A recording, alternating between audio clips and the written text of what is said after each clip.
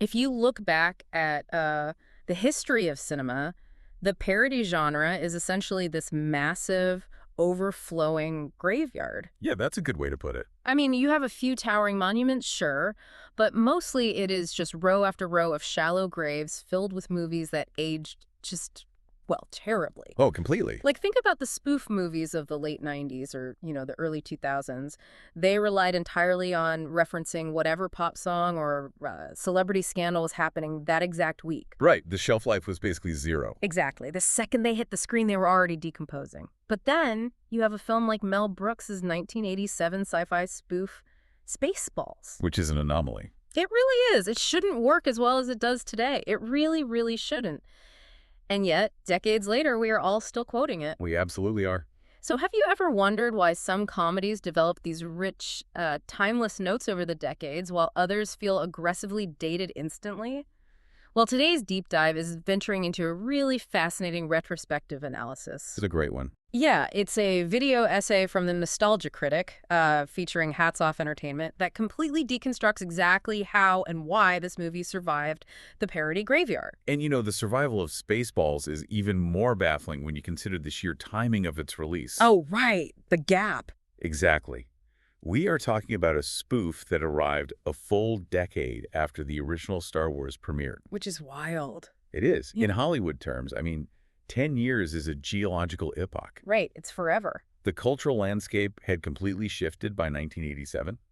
That initial mania of 1977 was, well, it was long gone. Right. And as a journalist, looking back at the press clippings and the critical reviews that crossed desks back in '87, the reception was remarkably hostile. They really didn't like it. Not at all. You had major critics openly calling it awkward and disjointed and profoundly childish. They argued Brooks was just entirely too late to the punchline. But the box office receipt Told a completely different story. Huh. Exactly. Audiences just devoured it to the point where it stands as one of Brooks' most profitable endeavors ever. There's always this fascinating friction between critical consensus and audience embrace, particularly with comedy. Oh, for sure. Critics are often looking for structural perfection, while audiences are just looking for a specific type of joy. And the source video we're looking at today bridges that gap brilliantly. It really does. In fact, it opens not in 1987, Oh. but with this blistering satire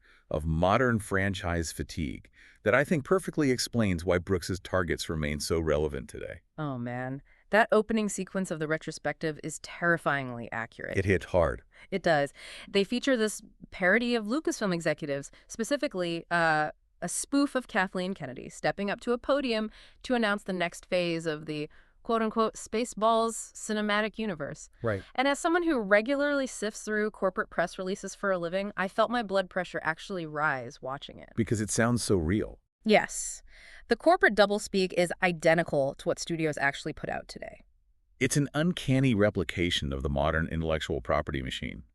The spoof announcement outlines a slate of utterly exhausting, completely unnecessary spin-offs. So many spin-offs. They propose remaking the first film simply to prove they respect the legacy, and then instantly handing the sequel over to a completely different director whose only creative mandate seems to be subverting the first film. Oh, right, by writing the second act as if it were a third act. Exactly. Followed by a full-blown studio panic where they retcon the entire thing for the third installment. It's perfect. And they don't even stop at the main trilogy. They start pitching a deeply unnecessary origin story prequel for Barf. Starring Jack Black. Starring Jack Black. And a gritty prestige television series specifically centered around the guy who yells, "We ain't found shit." Which I would watch, honestly. We all would. And then, this is the one that really got me. A mandate to digitally de-age Michael Winslow so flawlessly that they end up replacing his actual organic vocal sound effects with computer-generated audio. It sounds totally absurd, but it's barely a hyperbole right now. No, it's reality. But we have to ask why the creator of this video essay chose to open a Spaceballs retrospective with a takedown of modern 2020s IP management. Right. Why start there? It's because the undercurrent of Brooks's 1987 film wasn't just Star Wars is popular. His actual target was the rampant, unchecked commercialism that Star Wars birthed. The toys, the lunch boxes. Yeah, the endless milking of intellectual properties and the prioritization of merchandising over actual storytelling. Right. Brooks was basically looking at 1987 and warning us about 2027. He saw the writing on the wall. It's like watching the evolution of a modern political campaign. Oh, that's an interesting comparison.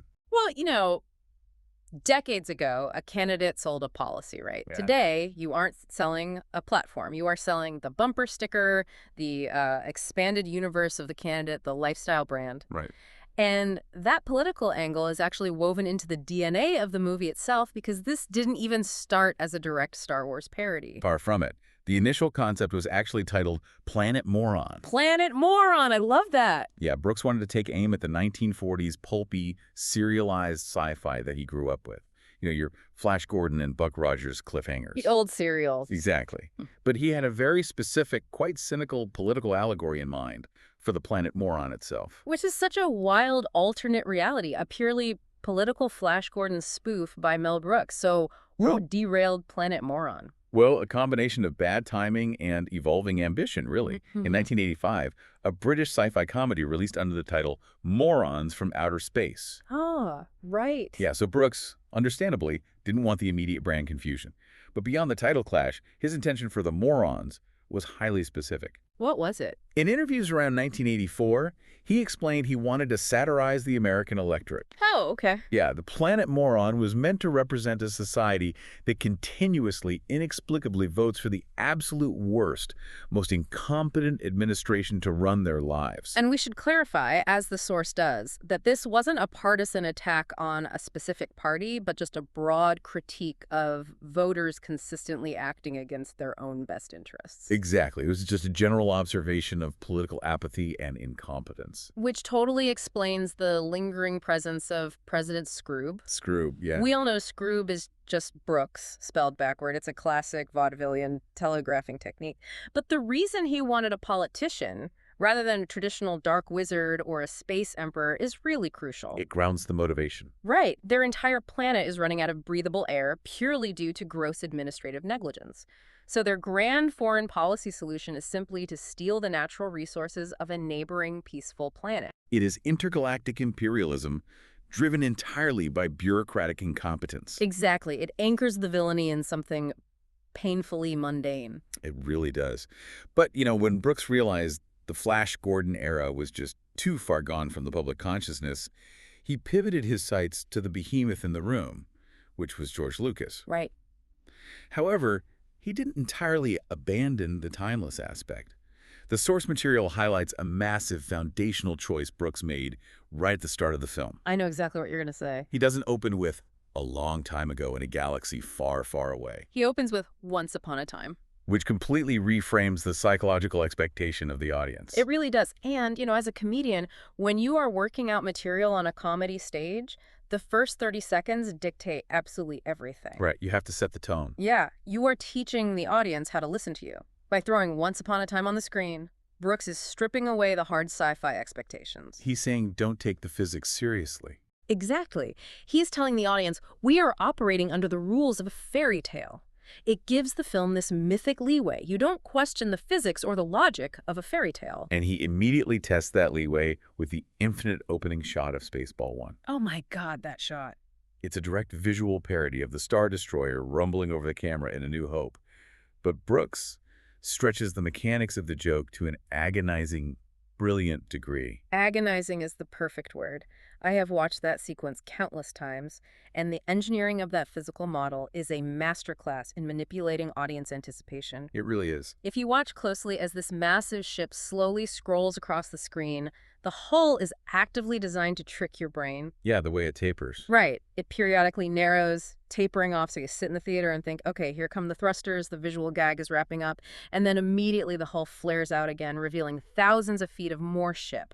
It weaponizes the pacing. Yeah. I mean, a lesser director would have established the joke like, look how long the ship is, and just cut away after 5 seconds. Absolutely. Brooks holds the shot long past the point of comfort. He breaks the rhythm of laughter. Yeah. You laugh, then you stop laughing because it's still going, and then you start laughing again out of sheer disbelief at the audacity of keeping the camera rolling. It's absurd. And that specific kind of visceral, heavy reaction only really works because it is a tangible physical model. You feel the mass of it. You really do. Which opens up a huge component of this retrospective, honestly, which is the absolute ruling reality of the practical magic used in this film. The dedication to in-camera reality is staggering, and it came with a significant physical cost. Let's talk about Barf.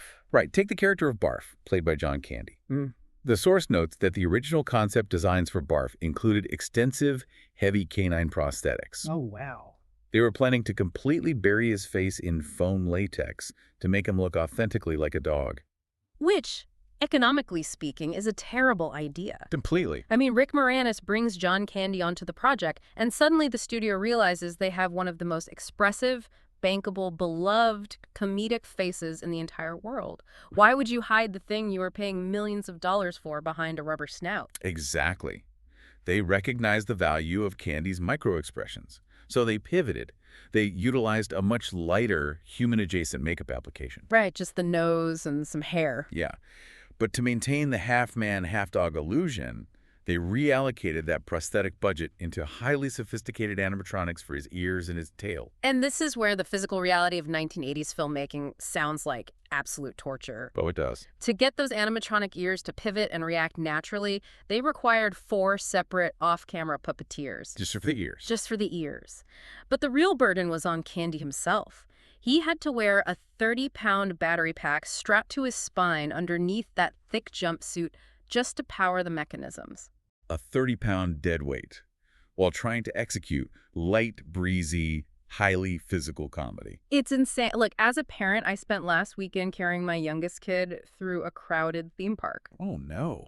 After an hour of carrying 30 pounds of squirming dead weight, your spine compresses, your knees are screaming, and you are sweating through literally everything you own. I can only imagine. Now imagine doing that under blindingly hot studio lights, wearing a heavy coverall, and still having to effortlessly hit your marks, deliver your lines, and maintain world-class comedic timing. It's a completely different level of performance. You watch his performance differently knowing he was physically burdened like a pack mule. Candy's endurance wasn't the only practical nightmare on set, though.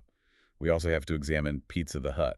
Just a beautiful, disgusting achievement in practical effects. Right, today, a character composed entirely of bubbling, oozing, molten cheese and pepperoni would just be handed over to a CGI vendor without a second thought. 100%. In 1987, it was a tactile, physical construction. But the detail the source material reveals that I find even more fascinating is about Pizza's henchman. Vinny. Vinny, the robotic gangster, exactly. What's the story there? There were no prosthetics or robotic molds used for Vinny. Wait, really? Yeah. The actor, Rudy DeLuca, had all of those intricate, metallic robotic panels meticulously painted directly onto his skin. Wow. And Rudy DeLuca wasn't just some day player they pulled from casting to torture with metallic grease paint. No, not at all. He was one of Mel Brooks' most trusted core gag writers. He helped architect the scripts for Silent Movie and High Anxiety. It was instrumental. So you have one of the primary comedic minds behind the entire film, standing on set, covered head to toe in body paint, sharing a scene with a literal mountain of dripping practical cheese. But I would argue that this intense, agonizing dedication to physical reality is precisely what angers the comedy. How so? Well, when actors are sweating in heavy costumes, reacting to physical models and tangible monstrosities, it creates a grounded energy. They have something real to push against, you know? That grounded friction is the bedrock of the comedy toolkit Brooks uses. Exactly. It allows the absurdity of the dialogue to soar because the environment feels weighty. It feels lived in. Let's dig into how Brooks deployed that toolkit in some of the most memorable scenes highlighted in the video essay, starting with the ludicrous speed sequence. Oh, that scene is a brilliant study in character dynamics. You have Dark Helmet, played by Rick Moranis, alongside his second-in-command, Colonel Sanders, played by George Weiner. And the genius of the scene starts before they even speak a line. It starts with the casting. Yes, the visual contrast. Brooks completely inverts the standard Hollywood villain trope. Usually your supreme commander is tall, physically imposing, and deeply menacing, like Darth Vader. Right. And the sidekick is usually shorter, sniveling, and neurotic, but Brooks flips it entirely. He really does. He casts the notoriously short, neurotic Moranis as the supreme, terrifying authority and puts him in a helmet so large he literally falls over. It's so good. Then he casts Weiner, a tall, distinguished, serious-looking actor, as the subservient, pathetic lackey. It forces them into a completely different comedic rhythm. The source aptly compares them to a dysfunctional vaudeville duo, almost like Pinky and the Brain. Yes. They are entirely unqualified to command a military vessel, yet they hold the fate of the entire galaxy in their hands. The dialogue proves it. When Helmet demands ludicrous speed and Sanders logically questions if the ship can handle it, Helmet doesn't respond with a tactical argument. No, he doesn't. He responds like a bully in a middle school locker room. He leans in and says, "What's the matter, Colonel Sanders?" Chicken. It is breathtakingly petty. So petty. You have these massive galactic stakes completely undermined by deeply immature interpersonal bickering. And that juxtaposition of scale and stupidity is precisely what drives the combing the desert sequence. What's the literal translation of a figure of speech? Yes. It is the ultimate dad joke blown up to a multi-million-dollar budget.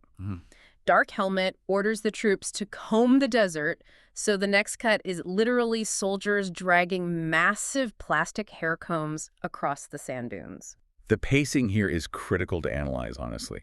Modern comedies often rush the visual pun. They don't let it sit. Exactly. Brooks, relying on his vaudeville roots, knows you have to let an obvious joke breathe to make it funny. Right. The scene starts wide, establishing the sheer scale of the giant combs. Then it cuts to Helmet, walking alongside his troops, screaming his orders through a bullhorn directly into the ear of a soldier who is standing 2 feet away from him. Defeating the entire purpose of a bullhorn. Exactly. It's an auditory gag layered right over a visual gag. And it builds. It escalates from the giant comb to the smaller comb until they finally reach the 2 soldiers using a tiny afro pick. Right. Helmet asks if they found anything. And the soldier just looks at him and delivers the most quoted line of the entire film. "We ain't found shit." It works because it's a perfect comedic rule of 3. 1, 2, 3, punchline. And speaking of numbers, we have to talk about the combination to the air shield on planet Druidia. 1, 2, 3, 4, 5. I am going to step out of the film critique for a second because this joke hits so incredibly close to home for me. Oh, really? Yes. Okay, so Dark Helmet is torturing King Roland, forcing him to give up the code. The king finally breaks down and weeps, confessing that the combination is 1, 2, 3, 4, 5. Right. Dark Helmet stops, completely stunned, and says, "That's the stupidest combination I ever heard in my life. That's the kind of thing an idiot would have on his luggage." It's so funny. He's absolutely right. I know this because 1, 2, 3, 4, 5 is literally the password my 6-year-old assigned to his tablet. Oh, my God. It is pure, unadulterated childishness. But the joke doesn't end there, which is the best part. The absurdity compounds in the very next scene. Right, with Scroob. Yeah, the villains successfully transmit the stolen code to President Scroob. Scroob hears the code, his eyes light up, and he says, 1, 2, 3, 4, 5. That's amazing! I've got the same combination on my luggage. It perfectly ties back to Brooks's original political satire of Planet Moron. Oh, the incompetence. Exactly. The supreme leader of the invading galaxy and the monarch of the defending planet both utilize the exact same toddler-level security protocol. It's so true. It brutally skewers the supposed intelligence and superiority of the ruling class. It's brilliant.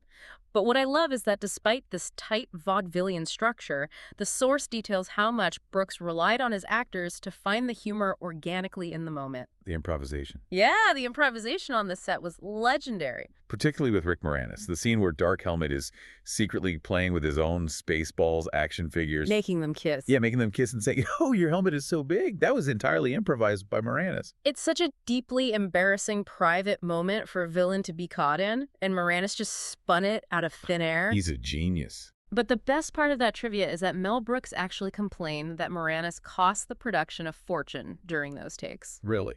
Why? Not because the takes were bad, but because Brooks himself, sitting right behind the camera, kept bursting into laughter and ruining the audio. Oh, that's amazing. He would scream at the crew for laughing, only to realize he was the one ruining his own movie. That speaks to an environment where the pursuit of the laugh supersedes strict adherence to the script. We see a similar organic moment with John Candy, actually. Oh, with the seatbelt. Yeah. His famous line, "That's gonna leave a mark," wasn't written. He literally forgot to unbuckle his seatbelt before a stint. Yep. He tries to jump up, violently slams back into the console, and instead of breaking character, he just stays in it, delivers the line, and it's so perfect that Brooks keeps it in the final cut. There's this loose, chaotic human energy from the actors. It's palpable. But I want to pivot and contrast that loose actor energy with the incredibly rigid, highly technical visual effects sequences. Oh, right. Because the back half of this film features some truly high-budget absurdity. Let's look at the Mega-Maid metamorphosis. This sequence breaks my brain a little bit. Spaceball 1 transforms from a traditional star cruiser into a colossal robotic maid holding a vacuum cleaner. The retrospective video aptly compares this to a Michael Bay Transformers sequence. It totally is. It is a visually dense, highly complex, and undeniably expensive optical and practical effects sequence playing out on screen. And it is completely undercut by the most aggressively juvenile dialogue Brooks could muster. It's such a contrast. You have the sweeping cinematic score, and the crew is just chanting, "Suck, suck, suck, suck," as the vacuum activates. Right. And when Lone Star figures out how to reverse the polarity, the triumphant, heroic line delivered to save the galaxy is, "She's gone from suck to blow." Classic. It is unapologetically, beautifully lowbrow. I'd argue it's a deliberate sabotage of the epic visuals. But within that lowbrow sabotage, Brooks sneaks in a remarkably obscure, highbrow literary reference. Well, the Kafka thing. Yes. When the ship's commander is initiating the complex metamorphosis, the final vocal command giving to the crew is, "Ready, Kafka." A Franz Kafka joke right in the middle of a vacuum cleaner gag. Brooks was entirely aware of how jarring that was, too. In later interviews, he admitted a lingering sense of shame over that specific line. Really? Shame. Yeah, he noted that the intellectuals hate me, and everyone else didn't know what I was talking about. Oh, man, the eternal curse of the well-read comedian. Exactly. You write a structural joke for the 3 people in the theater who took Eastern European literature, and the other 300 people are just staring at you, waiting for the next physical pratfall. It's a risk. I'm so glad he left it in, though. But if we are talking about the collision of high-end execution and deeply silly concepts, we have to analyze the Space Diner cameo. The chestburster scene. Yes. Our hero stopped for food at a mundane space diner, and sitting quietly at the counter is acclaimed actor John Hurt, perfectly reprising his role as Kane from Ridley Scott's Alien. He starts convulsing, the music swells, and the horrific chestburster alien violently erupts from his stomach. And Hurt just looks down, exasperated, and mutters, "Oh no, not again." It's a phenomenal sight gag, but rather than horror, it immediately transitions into a musical number. Right. The alien dons a tiny straw hat, grabs a cane, and starts belting out, "Hello, my baby," performing a high-kick routine across the diner counter. A direct homage to the classic Looney Tunes singing frog. But the detail from the source material that absolutely astounds me is the pedigree of the artists who built that scene. Do you know who did it? Who actually provided the special effects for the singing alien. It was ILM, Industrial Light and Magic, George Lucas's own world-renowned visual effects company. We really need to pause and absorb the context of that. It's huge. In 1987, ILM was the undisputed pioneer of modern cinema. They had just revolutionized the industry with the Star Wars trilogy, Raiders of the Lost Ark, and E.T. They were inventing new technologies. Exactly. And Mel Brooks hires them, pays them whatever their exorbitant day rate was, specifically to build a blood-soaked alien puppet so it can do a vaudeville kick line in a greasy spoon diner. It gives the joke a profound structural legitimacy. You aren't just laughing at the absurdity of the singing alien, you are laughing at the audacity of utilizing the greatest visual effects minds of a generation to execute a glorified Muppet show. It's like commissioning Michelangelo to paint a caricature on a boardwalk. The contrast is the joke, but the fact that ILM physically worked on Spaceballs brings us to one of the most complicated, paradoxical relationships in film history. Oh, the merchandising. The relationship between Mel Brooks, George Lucas, and the entire concept of merchandising. Within the narrative of the film, this theme is entirely embodied by the character Yogurt, Brooks's unapologetic parody of Yoda. Right. Yogurt isn't a mystical sage, you know. He is a cynical shopkeeper obsessed with merchandising. He spends his screen time proudly showing off Spaceballs coloring books, Spaceballs lunchboxes, and the infamous Spaceballs flamethrower. The kids love this one. It's exact. It's such a sharp critique because Lucas essentially invented the modern movie tie-in toy machine. Star Wars changed the economy of Hollywood from ticket sales to plastic figures. It really did. So Brooks is explicitly mocking the over-commercialization of the franchise, but the behind-the-scenes reality of this is profoundly ironic. It is a massive contractual paradox. Before filming began, Mel Brooks approached George Lucas to officially get his blessing to spoof Star Wars. And Lucas said yes. Lucas, surprisingly, agreed. He gave his blessing and even allowed his company, ILM, to work on the film, as we just discussed. Right. But his blessing came with one absolute, non-negotiable, legally binding condition. Which was? Absolutely no Spaceballs merchandise could ever be manufactured or sold. None. Zero. Lucas was fiercely protective of his toy empire. He feared that a Spaceballs action figure sitting on a shelf at Toys R would cause brand confusion and directly compete with his actual Star Wars revenue. Think about the massive irony of that as a journalist looking at the contracts. You have a parody film that spends a significant portion of its runtime aggressively critiquing the rampant commercialization of a franchise. Right. Yet contractually, the filmmakers were barred from participating in the exact same commercialization they were making fun of. They couldn't make a single dime off the merchandise they were spoofing. Which honestly makes the on-screen jokes exponentially funnier in hindsight. When Yogurt holds up that Spaceballs lunchbox, he is holding up a prop that was legally prohibited from existing in the real world. It's literally contraband. Lucas basically looked at Brooks and said, "You can mock my art all day long, but do not touch my money." It is a fascinating creative constraint. And, exploring these deep structural choices leads us directly into the most analytical portion of the source material. The debate. Yes, because the Hats Off Entertainment video doesn't just praise the film. It features a rigorous critical debate about whether Spaceballs actually succeeds as a functional parody. I am so glad we are digging into this because as someone who studies comedic structure, I have incredibly strong opinions about this critique. I know you do. I know you lean toward the analytical side of this debate, so walk me through the primary argument against the film. Why do some critics argue it fails? Okay, so the argument against Spaceballs functioning as a top-tier parody hinges on a comedic philosophy we can call the Gene Wilder rule. Okay, define the rule for us. During the pre-production of Young Frankenstein, Gene Wilder gave Mel Brooks a very firm piece of advice regarding the tone of the comedy. He told Brooks, "Don't break the fourth wall, play it straight." Right. The humor in Young Frankenstein works so beautifully. Like, think of the putting on the Ritz scene.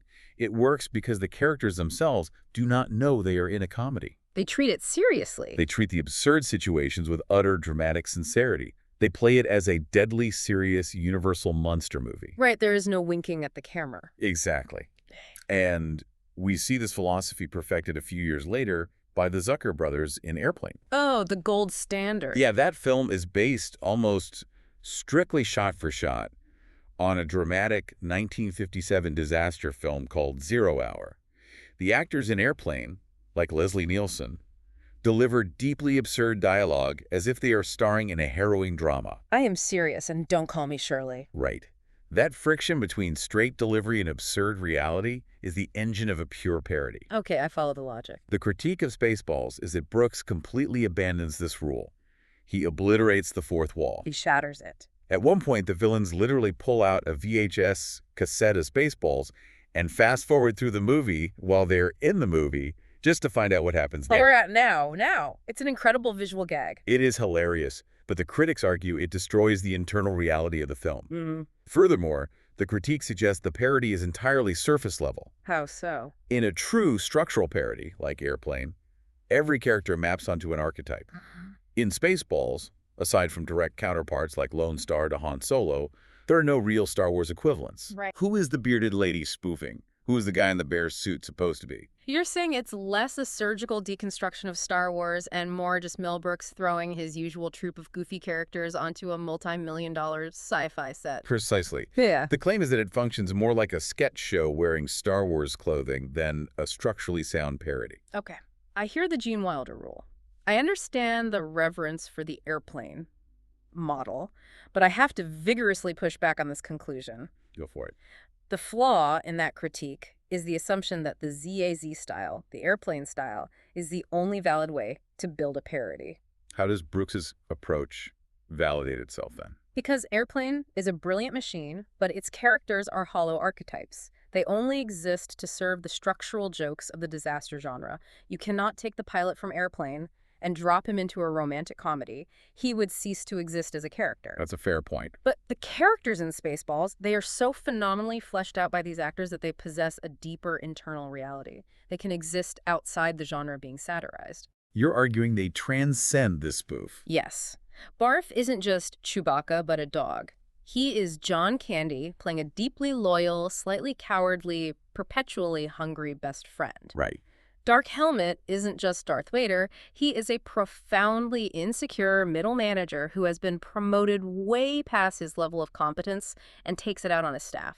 They act like real, deeply flawed people. This actually aligns with a counter-argument presented in the source video, which suggests the film's strength is that it borrows from the same foundational myths that Star Wars did. Exactly. My favorite quote from the entire video essay is when they categorize Spaceballs as essentially the Princess Bride in space, but with dick jokes. It's so accurate. It is a vivid, accurate categorization. George Lucas didn't invent his story out of thin air. He borrowed heavily from Joseph Campbell, The Hero's Journey, and timeless fairy tales. Right, the classic monomyth. Bruce didn't just borrow from Lucas, he bypassed him and borrowed from those exact same foundational myths. He just populated his fairy tale with the vaudeville comedians. So, synthesizing these two viewpoints, I think we can acknowledge that Spaceballs absolutely fails the Gene Wilder rule. Oh, 100%. It is not a tight clinical structural parody, but its willingness to break those rules, to shatter the fourth wall and prioritize character over direct satire is exactly what allowed it to evolve into its own living, breathing world. It outgrew the boundaries of the spoof. Absolutely. We don't quote it today just because it makes fun of a 1977 movie. We quote it because Dark Helmet getting caught playing with his dolls is a fundamentally hilarious, embarrassing human moment, regardless of whether you've ever seen Star Wars or not. Exactly. And speaking of fundamentally human moments, this brings us to the final and perhaps most poignant takeaway from the source material. Yeah. Because the Hats Off Entertainment video doesn't conclude with another piece of trivia or a final joke. It ends on a deeply personal note about the creator of the video essay themselves. Yeah, this completely stopped me in my tracks when I was going through the notes. It was very sobering. The creator reveals that they suffer from myalgic encephalomyelitis, commonly known as chronic fatigue syndrome, or MECFS. Right. They explained that the condition severely spiked and became debilitating for them after contracting COVID. And because of this profound daily physical struggle, they utilized the end of the video to announce they are pivoting all of their channel's usual charity work to strictly support an organization called Solve MECFS. It is a stark, grounding reminder of the reality behind the media we consume. It completely recontextualizes the conversation. It really does. I mean, we've spent an hour deeply analyzing the theoretical mechanics of comedy, the history of visual effects, and the economic constraints of multi-million-dollar sci-fi parodies. All this high-level stuff. But ultimately, these massive cultural touchstones and the modern meticulous analyses that keep their memory alive, they're created by real, fragile people dealing with very real physical limitations. And that is the exact thought I want to leave you, the listener, with today. Think about the physical and emotional realities we've uncovered in this deep dive. You have John Candy, a man carrying the comedic weight of a film, physically hauling a 30-pound battery pack on his compressed spine, sweating under hot lights, just to make a pair of fake dog ears twitch so a theater full of strangers could laugh. It's incredible dedication. It is. And decades later, you have a modern video essayist actively battling debilitating chronic fatigue, pushing through their own physical limits and exhaustion just to edit and analyze this film so its memory stays vibrant for a new generation.